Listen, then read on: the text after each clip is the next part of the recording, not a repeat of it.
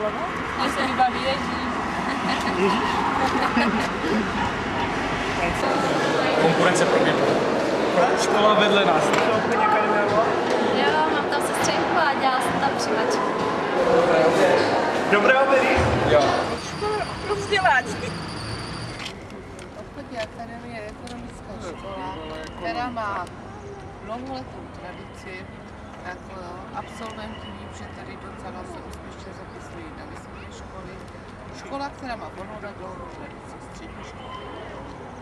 Škola, která má své místo ve městě, známá ta škola je v širokém okolí, kdy má velmi dobrou paní ředitelku, páni profesory a myslím si, že je to obchodní akademie, která dělá čest sobě i našemu městu.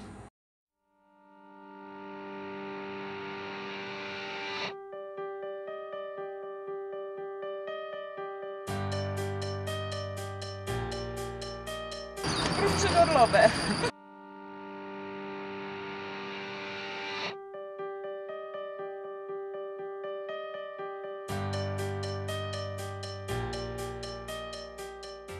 Jsou tam nějaké počítače, kde chodí především chlapci a potom je tam nějaká administrativa a možná se zaměření na Evropskou unii, nevím, kde chodí hlavně dívky. Že tam je dal prostor. Asi ekonomika. A tak nějaké psání na počítači nebo tak, ne? Psaní na počítači. Fakt ne. Ne? Vůbec vás nic nenapadá. Informatika v ekonomice. Vy víte? Máte co? Katka prostě. Jo, vím. Učetnictví, tak jo, vím, já to mám kamarádky a tak. Něco s počítačem má? Určitě to fungujete. Že? To je pravda. No tak něco ve financích, no. Vůbec nevím. A tak to vám přesně neřeknu. Myslím, že tam byly 4 nějaké obory, ale abych je přesně vyjmenoval, tak to vám neřeknu.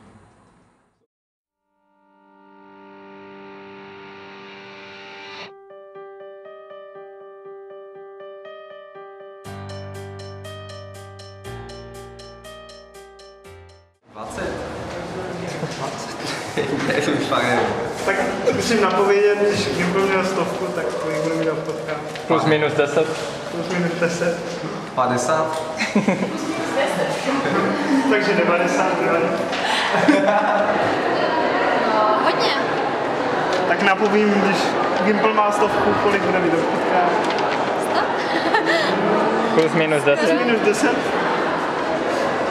Tvůj vědomostní test? 90. Ano, za jedno. 95? Máš Ne, mě za 90. jedno. Máš jedničku. Stydím se za to, nevím, ale tuším, že je nějakých Já vím, kolik Gimpl. Gimpl měl 100 a obchodka mi řekne 80. 90. Ale to jste blízko. Tak 90. Tak o 10 let méně než mě, tak si to pamatuju. 50, za 50, 60, 70. Pade, přidej. Mladá škola. 150. Přestále. To Rakouská uvedla. Kolem té stovky, no. 120. 90. 90.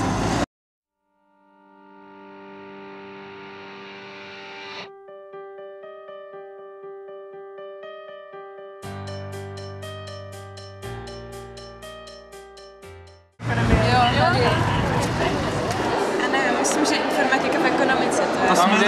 Tam, kde je ten prioru, to máte. Jo, to jsme my.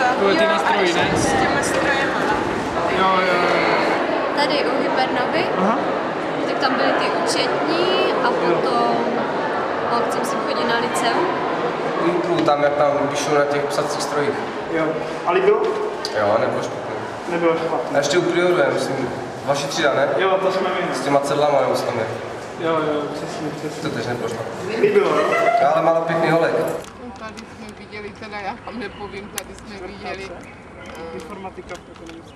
No, To těžko. Tady co tam. spíš tady, ano. Líbilo. To vidím. Já ráda se dívám na ty mladé absolventy, protože vždycky všem přeju do života hodně štěstí, ať se mají lépe, než měla ta naše. Takže fandím mladým a vzdělání.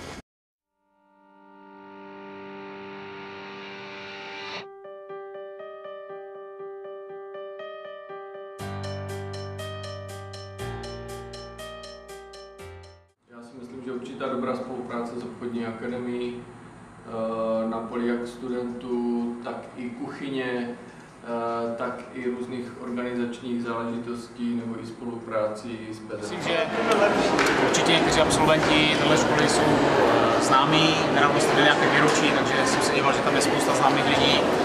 A myslím, že ta škola je přínosem pro město, vytváří samozřejmě nové absolventy, kteří jsou schopní hlavně v těch vašich počítačích a mobilech se orientovat. No a určitě si myslím, že vám dává celkem solidní základ na to třeba pokračovat dál na vysoké škole, takže to je velký přínos pro město.